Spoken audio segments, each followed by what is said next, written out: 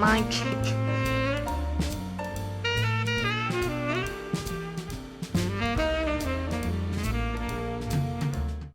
Every year, Southern Living releases a cake that whispers to me that I can actually bake. It says, "You can do this." And I, every year, someone who is good at cooking and questionable at baking, believe it. This is my third year cooking the Southern Living holiday cake, and it's also my third year being humbled by sugar, flour, and 16 sticks of butter. But I keep doing it because I'm stubborn, I want to be good at everything, and I refuse to let a holiday cake win. This year's cake was inspired by Charleston, covered in tiny door cookies. And because I live in DC, I added my own twist by walking around my neighborhood taking photos of people's doors in the least creepy way possible. So, welcome to my annual tradition, me versus baking, again. Welcome to the cake in question. This is what I mean by it's inspired by Charleston. They show these doors, which very much look like the city if you've ever been there. And then they have a couple different options, one with this little church on top, the one inside just has trees. This basically has four major parts: the sugar cookies, the icing for the sugar cookies, the mahogany cake, and the icing for the cake. So it made more sense to start with the cookies, so we started with the sugar cookies and went from there.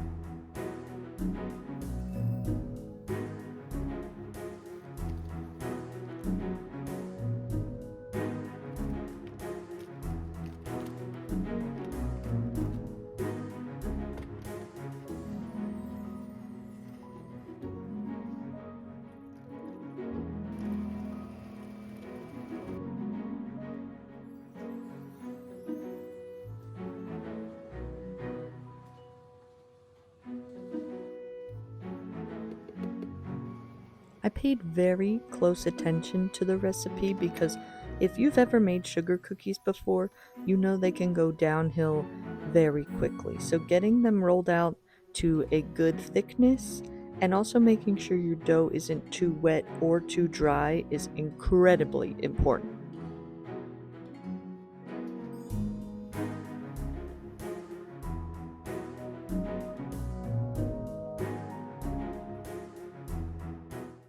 Hello.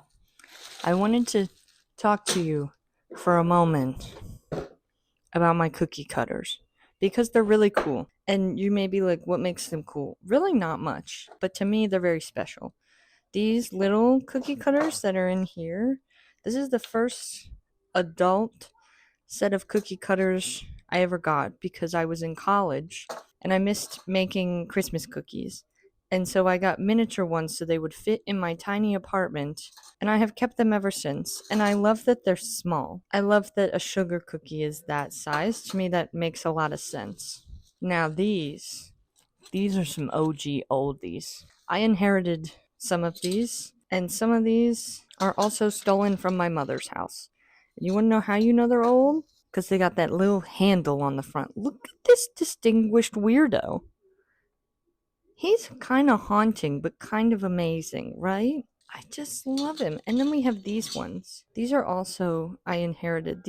A lot of these are from my godmother's mom, Ruth. Shout out Ruth. We have Santa.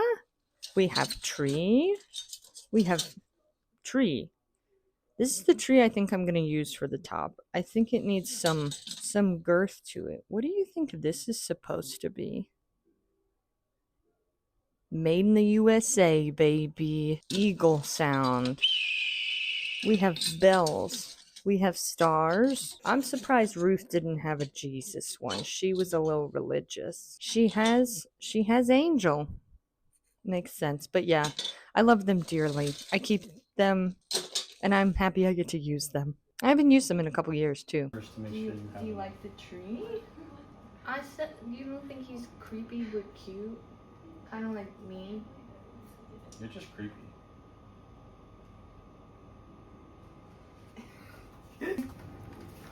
What size did we say the doors needed to be?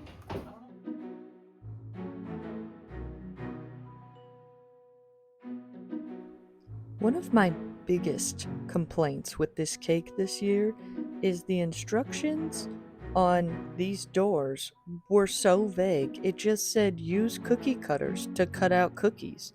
And the cake looked massive. And also, we wanted cookies big enough to put details on. So these cookies we made are 3 inches by 5 inches tall. You will see later if that actually turns out to be the proportions of the cake, but I am glad we made them this big because it was really nice to decorate them.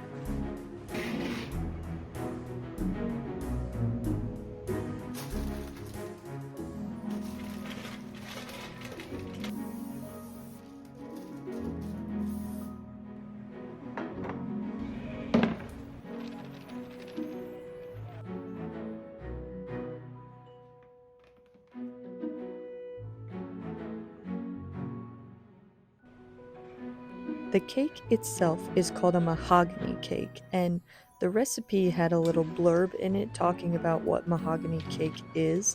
And it's sort of like a chocolate cake. There's cocoa powder that goes into it, but it's very light and it kind of tastes like chocolate. It's not a chocolate cake.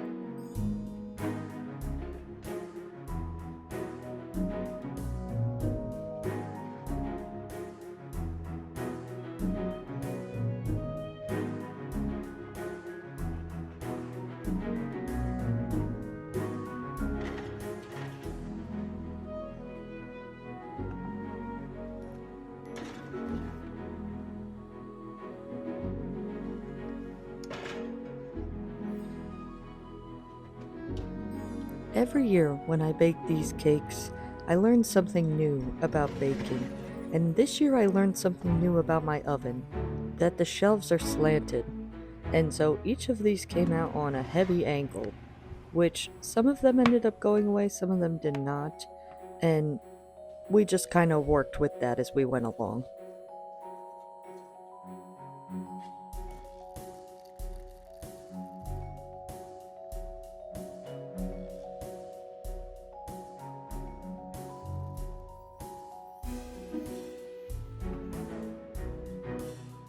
At this point, we're 8 minutes into the video, but we're 3 hours into my life at this point, and we still have icing.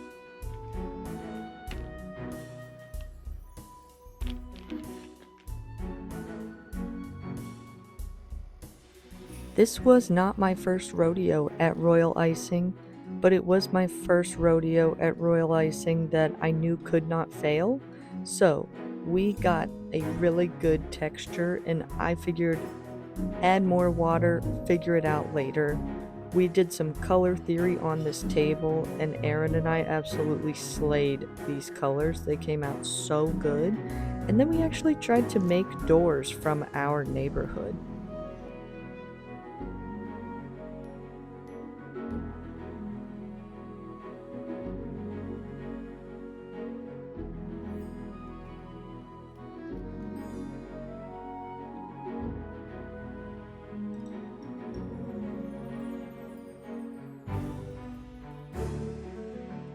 And a few painstaking hours later, I felt like we really nailed it. These are some of the ones that we did interpretations of. We might have changed up the color, but it was really sweet to see how they turned out in comparison to our actual neighborhood.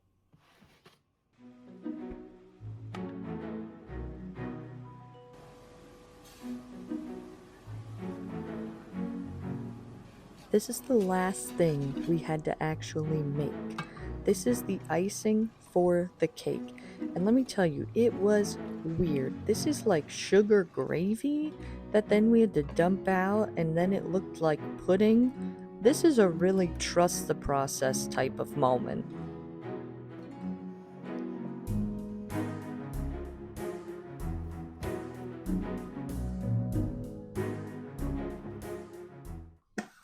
Okay, it's supposed to be day 2 on this cake, but we have had a little bit of a regroup. We came back and I was going to make the icing, but here's the thing. The instructions, which are now greasy as hell, by the way. So basically, you make that like weird pudding thing, and then you're just supposed to beat it with butter, and that's the icing. And it says you either need to use it immediately or you can refrigerate it for up to 5 days. But then in order to use the icing, you need to re-beat it and fluff it up again. Well, we have to transport this cake from Washington, D.C. to Pennsylvania. So far, there's 3 parts. We have our layers of cake wrapped in saran wrap. We have beautiful cookies that are in a little Tupperware, and we have the icing that's in the 9 by 13 inch pan. Well, the pudding part of the icing. So all we really need is butter also for that. So we have decided for transport purposes that this will be assembled day of Christmas Day. I will whip the icing, assemble, and you will see the cake then. Can you believe we're in the home stretch? I sure can, because this is exhausting. Every year this is exhausting. Welcome to my mother's kitchen that has the KitchenAid that still had the little spring attachment here. So if you know, you know.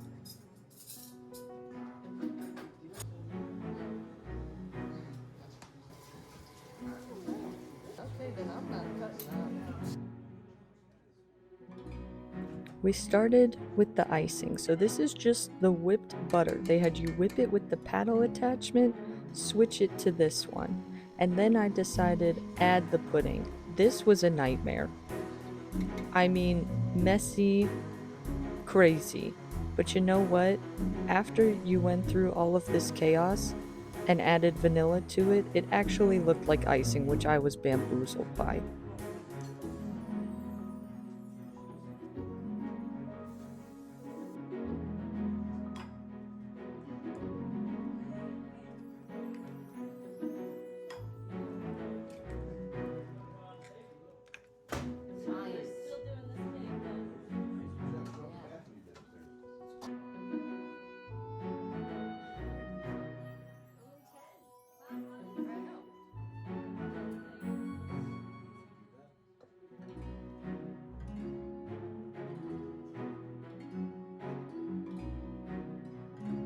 Are we recording? Are we live on the air? Hello! Hello! After I put on the crumb coat, I put it in the fridge and it came out slanted like the Leaning Tower of Pisa over here, and it was hard. So we were real confused at this point because then the trees weren't gonna stand up on it. But unfortunately, I am an impatient gal. So we iced it up anyway because the doors were gonna cover it up anyways.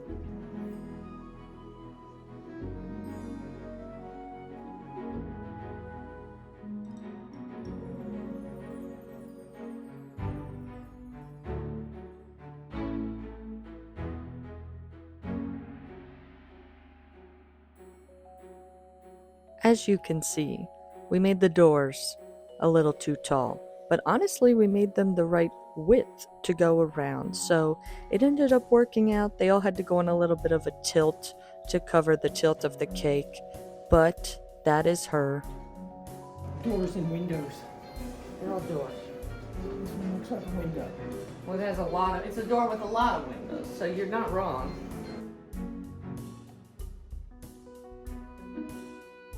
And here's what we started with. And here is Clark's version. Is she the most beautiful, perfect thing you've ever seen? No, but she's mine, and I absolutely love her. I love the way she turned out. It made my heart so happy to see this come together.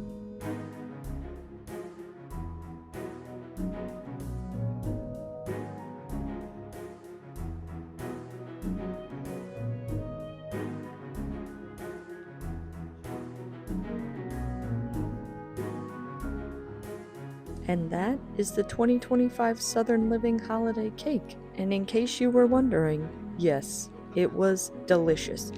It could have used more icing and better instructions, but I will absolutely be doing this again next year. If you like this video, make sure to like and subscribe so you can watch me continue to challenge myself in ways I probably shouldn't. Thank you so much for joining me at the table as always. Until next time. Bye!